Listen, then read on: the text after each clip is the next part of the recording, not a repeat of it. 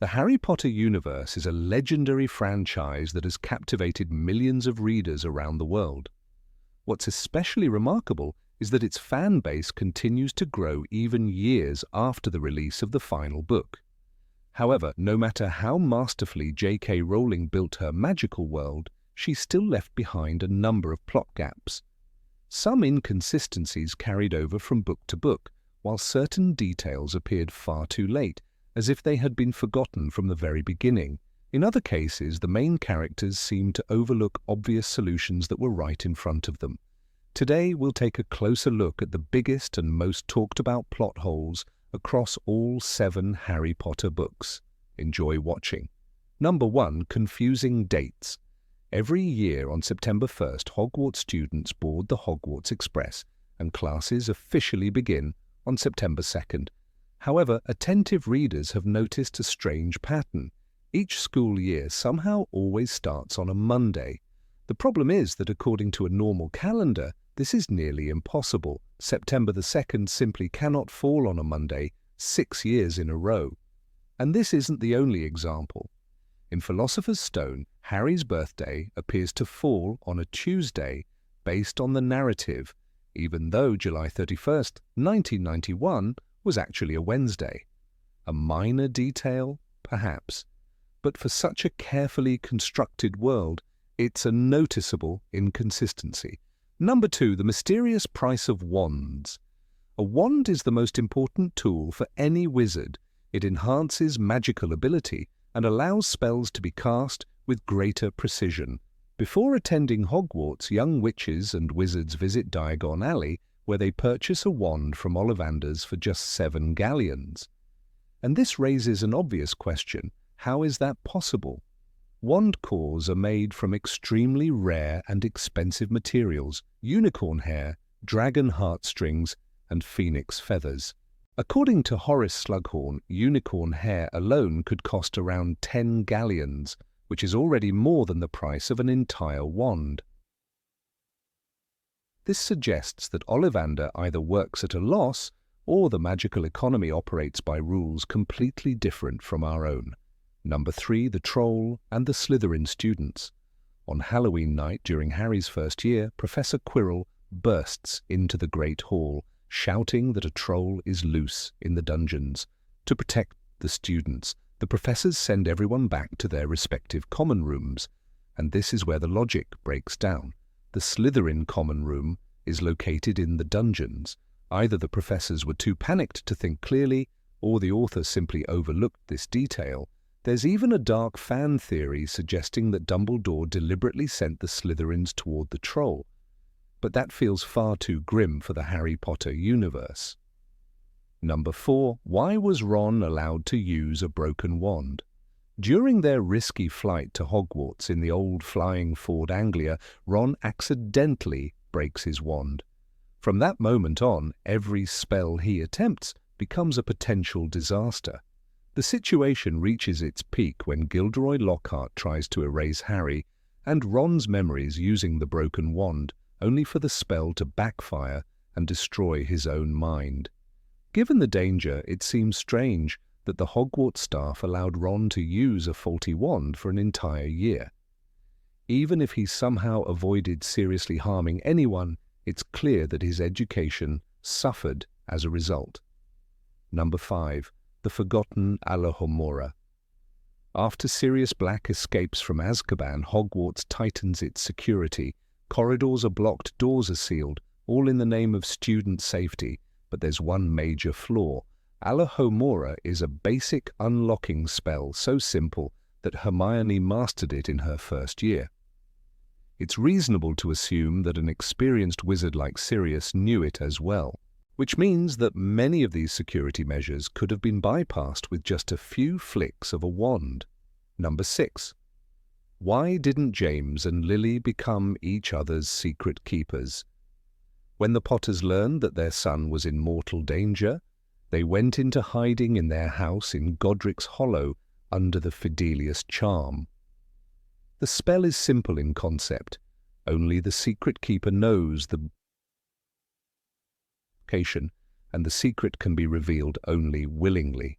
Sirius Black was chosen as the secret keeper, but at the last moment the role was secretly passed to Peter Pettigrew, who ultimately betrayed them. And this raises the biggest question of all: why didn't James and Lily make each other their own secret keepers? Each of them already knew where the other lived. Technically, the spell should have worked perfectly without involving anyone else. Yet this point is never explained. Number 7. Why didn't Dumbledore use the Time Turner against Voldemort? Time can be bent in the wizarding world. Hermione does it casually. She turns an hourglass and lives the same day twice. Dumbledore allows it, encourages it. At the end of 3rd year, he tells Harry quietly, "If all goes well, you will be able to save more than one innocent life tonight." And they do. Sirius Black lives. Buckbeak flies free. The past is touched, shaped, corrected, and then the door closes as if it never existed. That silence is deafening. If hours can be revisited, then years should matter too. Dumbledore knows when Tom Riddle began to fall. He knows where it started, yet he never reaches for a time turner. Not to stop the first rise, not to save James and Lily, not to erase Voldemort before he becomes a name spoken in fear. The war is allowed to happen. Perhaps Dumbledore believes time resists being mastered. Or perhaps the truth is darker. Some victories, even preventable ones, are never meant to be undone. Number 8. How did the Weasley twins not notice Peter Pettigrew on the Marauders map? The Marauders map shows everything, every corridor, every staircase, every name. Fred and George Weasley use it obsessively, sneaking through Hogwarts with absolute confidence. They watch teachers patrol, they track Filch, they laugh at danger, and yet for years they never notice one impossible detail: a man named Peter Pettigrew sleeping in the same bed as their little brother.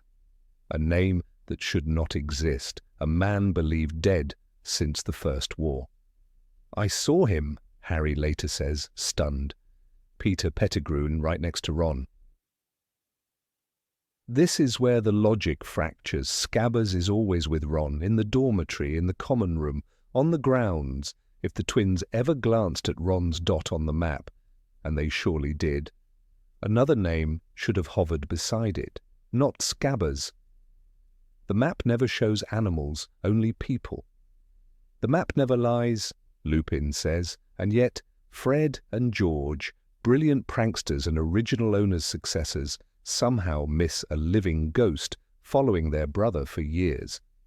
There are excuses. Perhaps they avoided the Gryffindor dormitory out of respect. Perhaps they never zoomed in closely enough. But those explanations feel thin. The truth feels simpler and more unsettling. The map entered the story before Peter Pettigrew's secret did. When the reveal finally came, the consequences rippled backward and no one stopped them. The name was always there, the twins just never saw it, or the story chose not to look. Number 9. Why did no one help Harry during the Triwizard Tournament? Harry Potter is 14 when his name comes out of the Goblet of Fire. He doesn't volunteer, he doesn't understand. He stands there while adults argue over rules and contracts. "I didn't put my name in that goblet," he says, and no one truly listens. The decision is final. He must compete. From that moment on, the danger is obvious. Dragons, dark water, a deadly maze. Yet the people responsible for his safety step back. The strangest part is that help is not forbidden. Champions receive guidance all the time. Barty Crouch Jr., disguised as Mad-Eye Moody, openly gives Harry hints. Hagrid shows him the dragons. Dobby helps with the second task. Assistance happens constantly, just unofficially, unevenly, and dangerously. Dumbledore, McGonagall, Flitwick, and Sprout remain silent. They know Harry is outmatched. They know he could die, and still no structured training is offered. It feels less like fairness and more like abandonment. A few spells taught in advance could have changed everything. Bubblehead charm, stunning spells, shield charms. Instead, Harry learns by panic and luck. The school watches, the crowd cheers, the adults wait for the outcome in a tournament where death was once common. The greatest mystery isn't how Harry survived, it's why he had to survive alone. Number 10. Why don't wizards use Muggle technology? The wizarding world lives beside modern society, yet behaves as if time stopped centuries ago. Wizards struggle with clocks, pens and plugs. Arthur Weasley studies Muggles for a living and still asks, with genuine wonder, what exactly is the function of a rubber duck? This ignorance isn't harmless curiosity. It becomes a weakness. Messages take days. Information arrives too late. Urgency dies in the air between flapping wings. Owls are romantic. They are also unreliable. Letters get lost, delayed, intercepted. In Order of the Phoenix, Sirius Black risks his life by sending messages the old way. "If you want to know what's going on, write back," he insists while hiding in a cave. A single phone call could have done in seconds what took days and nearly cost him his freedom. Wizards know telephones exist. They simply refuse to touch them. The refusal goes further. Trains, cars, planes, and later the internet could solve countless problems. The Ministry struggles to track Death Eaters, yet ignores surveillance tools that Muggles use daily. Flu powder misfires. Apparition is dangerous. Portkeys require planning and permission. Meanwhile, Hermione uses Muggle methods whenever she can. She reads newspapers, she blends in, she adapts. The system does not follow her lead. This isn't about magic versus technology, it's about pride. Wizards see Muggle inventions as inferior, even when they are faster and safer. Muggles are not accustomed to dealing with magic, Cornelius Fudge claims, but wizards aren't accustomed to dealing with reality. In moments where speed could save lives, tradition wins, and people pay the price for it. Number 11. Why weren't memories used to prove the innocence of the falsely accused? The pensive exists, and its existence changes everything. It allows memories to be seen, replayed, examined from every angle, not guessed, not argued, seen. Dumbledore calls them thoughts too heavy to keep inside one's own head. In theory, truth in its purest form. Yet the Ministry of Magic treats memories as curiosities, not evidence. Courts rely on testimonies, fear, and politics, while the most powerful tool for justice gathers dust. The most devastating example is Sirius Black, condemned without a trial, locked in Azkaban for 12 years. Everyone believes he betrayed James and Lily Potter and murdered Peter Pettigrew along with 12 Muggles. But there were witnesses. There were auras. There were memories. A single pensive session could have shown the truth. Pettigrew alive, Sirius laughing in shock, not guilt. Instead, as prisoner of Azkaban states coldly, Sirius Black was arrested on the spot. No hearing, no defense, no chance. The irony is unbearable. Memories are trusted everywhere else. Dumbledore uses them to expose Voldemort's past. Slughorn's altered memory becomes a key to understanding Horcruxes. Harry himself is forced to relive his worst moments through Snape's pensive memories, and they are accepted as absolute truth. Yet when it comes to saving innocent lives, the system suddenly claims memories are unreliable, tampered, subjective, convenient excuses offered only when justice would be inconvenient. Sirius dies a free man only in name. The truth is known too late, to too few people. The world isn't split into good people and Death Eaters, he once tells Harry. But the justice system seems to disagree. In a world where memories can speak louder than words, silence becomes a choice, and the Ministry chooses it again and again. Number 12. Why didn't Hermione place magical protection on her parents? Hermione Granger makes her choice quietly, and that is what makes it unsettling. In Deathly Hallows, she tells Harry and Ron what she has done almost casually.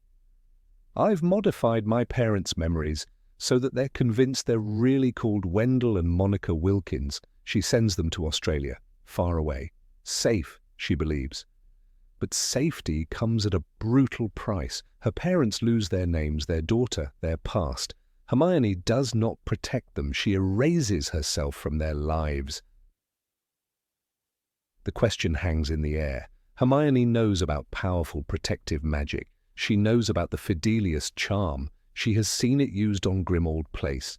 She understands how secrecy can make a location unfindable even to Voldemort himself. Yet she chooses Obliviate instead. No charm, no hidden house, no secret keeper, only memory loss. It feels less like strategy and more like desperation, as if Hermione trusts magic to hide places but not people. The second question cuts deeper. If Hermione was capable of planning such a thorough escape for her parents, why does she never apply similar protection to herself or her friends? Harry is the most hunted person in the wizarding world. The trio rely on disillusionment charms, tents, and constant movement. No Fidelius, no permanent sanctuary, no attempt to teach the Order more advanced concealment. Hermione, who packs a beaded bag with half a library inside it, suddenly stops short of the most effective magic available. There is a quiet tragedy in this choice. Hermione believes that removing herself from her parents' minds is the only way to keep them safe. "If I survive," she says, "I'll find them and lift the enchantment." If. Everything rests on that word. Protection would have preserved love. Memory charms destroy it. The war demands sacrifice, but this one feels personal. Not heroic. Just painfully human. Number 13. Why was Percy Weasley accepted back into the family so easily? Percy Weasley's return is one of the quietest resolutions to one of the ugliest family rifts in the series. In Order of the Phoenix and Half-Blood Prince, Percy doesn't simply disagree with his parents, he denounces them. He sides with the Ministry, calls Arthur irresponsible, and sends a chilling letter to Ron urging him to distance himself from the family. "I am forced to conclude that you are being influenced by Dumbledore," Percy writes, choosing ambition over blood. For Molly Weasley, this isn't teenage rebellion, it's betrayal. Then, in Deathly Hallows, Percy simply reappears. No warning, no build-up. In the middle of the Battle of Hogwarts, he shows up beside Fred and George and blurts out a rushed apology. "I was a fool. I was a pompous prat. I'm sorry." That's it. Years of silence, pride, and cruelty reduced to a few breathless sentences spoken while the castle is under attack. The war doesn't pause for reconciliation, and neither does the narrative. What makes this so unsettling is how easily the Weasleys accept him back. Molly, who was devastated by Percy's absence, says nothing. Arthur, publicly humiliated by his own son at the Ministry, asks no questions. There is no private conversation, no reckoning. The family, that agonized over loyalty and love, simply closes ranks and moves on, as if survival requires forgetting. The emotional cost is brushed aside in favor of momentum. And then comes the cruelest cut. Fred cracks a joke, calling Percy Perce, mocking him one last time. Percy laughs, truly laughs, and in that instant, reconciliation finally feels real. Seconds later, Fred is dead. Percy never gets the chance to earn forgiveness. Fred never gets the chance to give it. The story moves forward, but this arc doesn't end. It evaporates, leaving behind a silence that feels heavier than any argument ever did. Number 14. Why doesn't the Ministry of Magic use magical lie detectors? The paradox of truth in the wizarding world begins with an uncomfortable observation. Magic offers tools that Muggle justice systems can only dream of, yet the Ministry of Magic behaves as if those tools are either unreliable, dangerous, or simply inconvenient.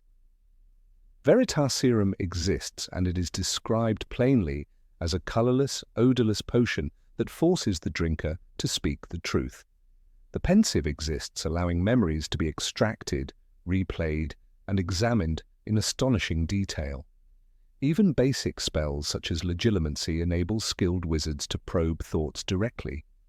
And yet time and again, lives are destroyed not by lies proven false, but by assumptions never tested. The Ministry's refusal to institutionalize truth detection feels less like a legal oversight and more like a deliberate blindness woven into the fabric of magical governance. The case of Sirius Black stands as the most haunting example of this systemic failure. Sent to Azkaban without trial, he was condemned solely on the testimony of witnesses who saw him laughing amid the ruins of a street explosion. The official narrative was simple, convenient, and tragically wrong. Later revelations confirm that no veritaserum was administered, no memory examined, no attempt made to verify his guilt beyond surface appearances. In retrospect, the cruelty of this omission is staggering. Dumbledore later reflects on how the Ministry prefers certainty over truth, a sentiment echoed in the grim line, "The world isn't split into good people and Death Eaters." Sirius was not condemned by evidence, but by the Ministry's need for closure after a traumatic war. Stan Shunpike's arrest further illustrates how fear overrides reason when truth tools are ignored. A harmless conductor on the night bus, Stan was publicly paraded as a Death Eater sympathizer during Voldemort's return, despite the complete lack of concrete proof.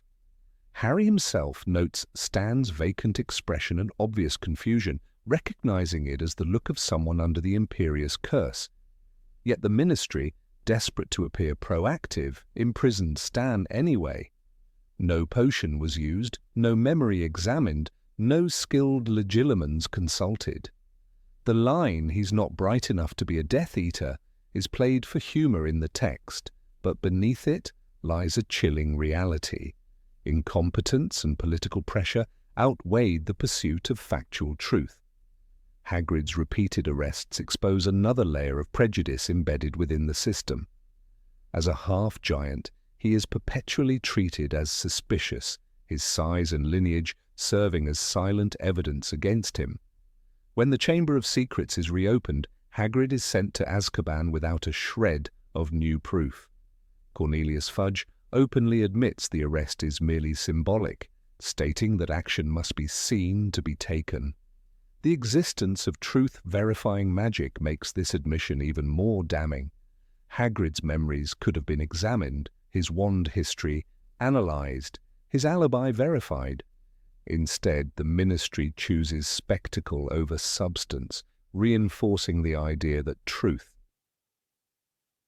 is secondary to public reassurance.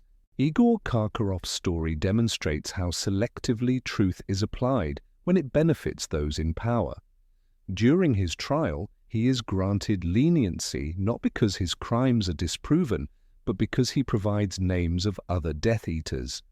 His testimony is accepted without magical verification, despite his obvious self-interest. Dumbledore later remarks on Karkaroff's cowardice and lack of loyalty, yet the Ministry embraces his information eagerly. Here, truth becomes transactional rather than factual.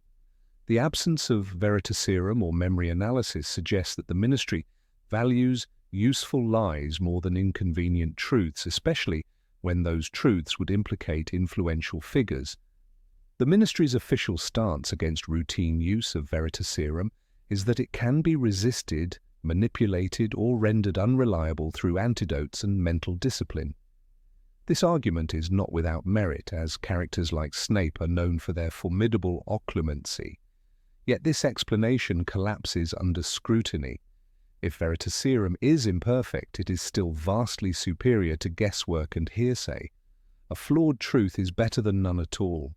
Moreover, the Ministry never attempts to combine methods, such as cross-referencing potion-induced testimony with pensive memories. The refusal to even try suggests not caution, but institutional laziness. The pensieve, in particular, represents an almost unassailable tool for justice. Memories can be altered, but skilled observers like Dumbledore can detect inconsistencies. In the trial of Barty Crouch Jr., memories presented in the pensieve reveal uncomfortable truths about the ruthlessness of the Ministry during the First War. Perhaps this is precisely why such tools are avoided. Memories do not merely expose guilt, they expose context, motivation, and moral ambiguity. They reveal not only what happened, but why. A ministry that thrives on simple narratives of good and evil has little use for such nuance. Fear is the invisible hand guiding these decisions. During times of crisis, the ministry prioritizes control over accuracy. After Voldemort's return, Fudge famously declares he is not back, and builds an entire policy framework around that denial. In such an environment, truth-detecting magic becomes dangerous not because it lies, but because it tells the truth too clearly. Veritaserum would confirm Harry's account. Pensieve memories would validate inconvenient witnesses. The Ministry's resistance is not to magic, but to reality. Another uncomfortable truth lies in the question of consent. Forcing someone to surrender their memories or ingest a potion raises ethical concerns, even in the wizarding world. Yet these concerns are inconsistently applied. Aurors freely use the Imperious Curse during wartime, and Obliviators erase memories without hesitation. The selective moral outrage surrounding Veritaserum suggests hypocrisy rather than principle. The Ministry is willing to violate minds when it serves state interests, but reluctant when it might expose state failure. Hermione Granger's early use of logic and verification ironically highlights the Ministry's incompetence. As a first-year student, she cross-checks information, questions assumptions, and seeks evidence before acting. Her approach contrasts sharply with adult authorities who rely on instinct and tradition. This disparity implies that the Ministry's failures are not due to ignorance, but to cultural inertia. The wizarding legal system appears frozen in archaic practices, more medieval than magical, resistant to reform despite its extraordinary tools. The Wizengamot itself embodies this contradiction. Robed in grandeur and tradition, it functions less as a court of law and more as a theatrical relic. Trials are rare, verdicts swift, and due process inconsistent. The spectacle of justice replaces its substance. Magical truth detection would disrupt this ritualized authority, shifting power from tradition to evidence. It would democratize truth in a system built on hierarchy. Dumbledore's removal from the Wizengamot and later reinstatement further demonstrate how political alignment, not factual accuracy, determines credibility. His testimony is dismissed when it challenges the Ministry's narrative and embraced when it aligns with public sentiment. If truth were truly valued, tools that reveal it would be central, not peripheral. Instead, truth is treated as a political asset, deployed selectively and ignored when inconvenient.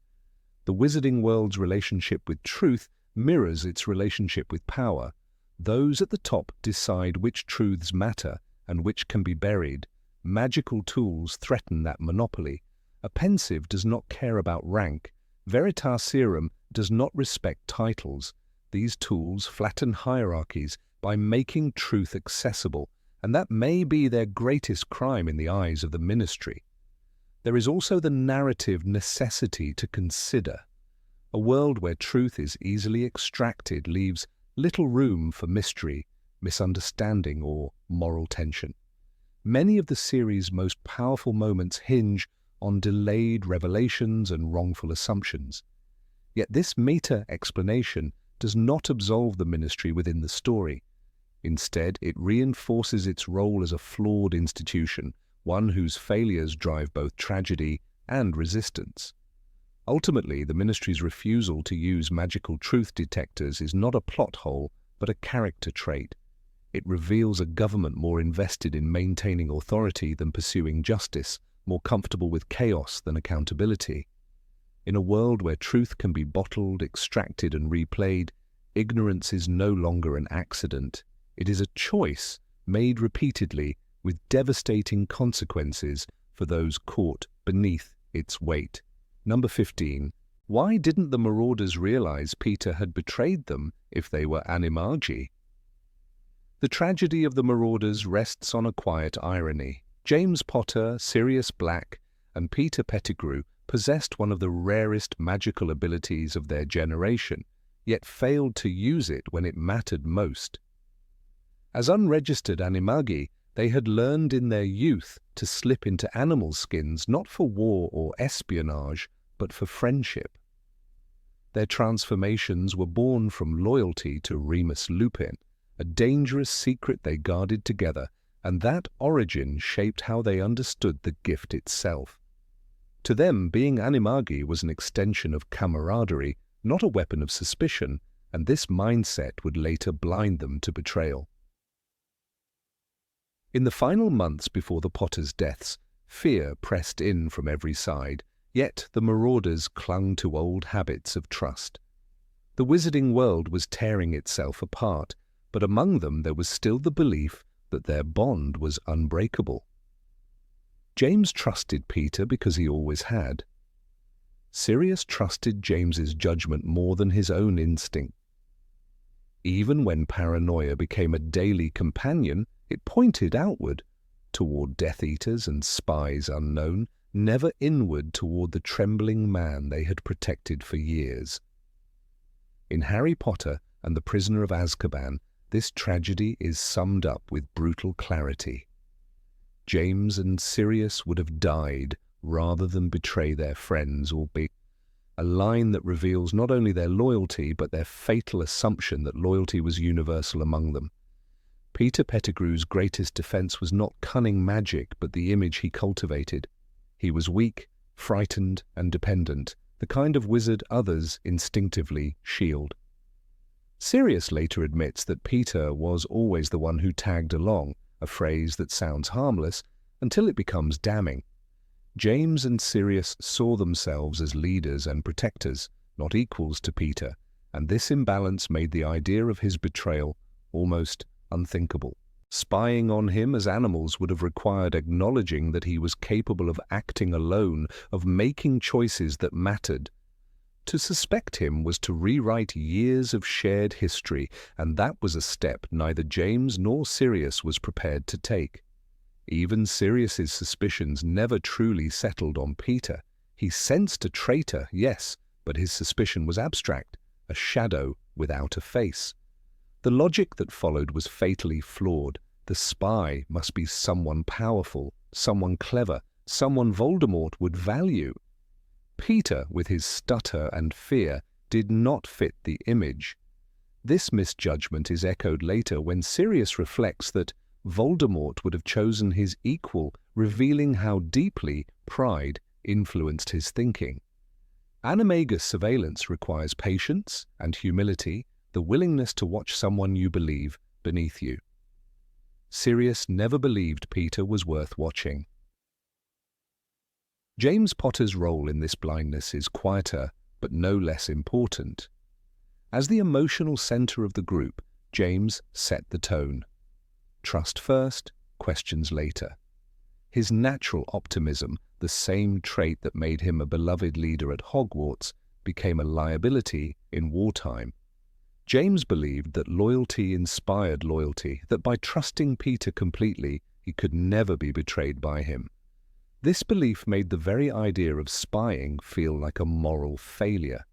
To follow Peter in secret as a stag or a dog would have felt, to James, like already conceding defeat, like admitting that the Marauders' brotherhood was hollow. There is also the uncomfortable truth that Animagus transformation is not effortless magic. Remaining unnoticed requires focus, timing, and emotional distance. To follow Peter constantly would have demanded weeks of sustained suspicion, of silently observing a friend's routines and listening for lies. The Marauders were exhausted, hunted, and increasingly isolated. James and Lily were in hiding, Sirius was acting recklessly, and Peter was playing his part as the frightened subordinate to perfection. In such a state, the idea of methodical surveillance may have felt beyond reach, even if the ability itself was available. Peter, meanwhile, understood their psychology with painful precision. He knew they underestimated him, and he leaned into it. As a rat, he had already learned the power of invisibility long before he needed it. He understood how to disappear in plain sight, how to be overlooked even when present. This skill translated seamlessly into his human life, where he shared information carefully and always appeared too scared to be dangerous. When he met with Death Eaters, he did so with the same instinct he used as an animal: hide, scurry, survive. The irony is that his animagus form reflected his true nature far better than James's stag or Sirius's dog ever did. The Fidelius charm sealed their fate, not because it was flawed, but because it relied entirely on human judgment. Choosing Peter as secret keeper was meant to be clever, a reversal no one would expect. Sirius himself proposed it, convinced that Voldemort would never suspect someone so insignificant. This decision reveals the deepest layer of their blindness. They believed intelligence equaled moral strength. They could not imagine that fear might drive someone to betrayal more effectively than ambition. When Dumbledore later notes that fear of death can be stronger than love, it casts Peter's actions in a grimly understandable light, even as it condemns them. Another factor lies in the Marauders' youth. They were barely out of Hogwarts when war consumed them, and their emotional maturity lagged behind their magical skill.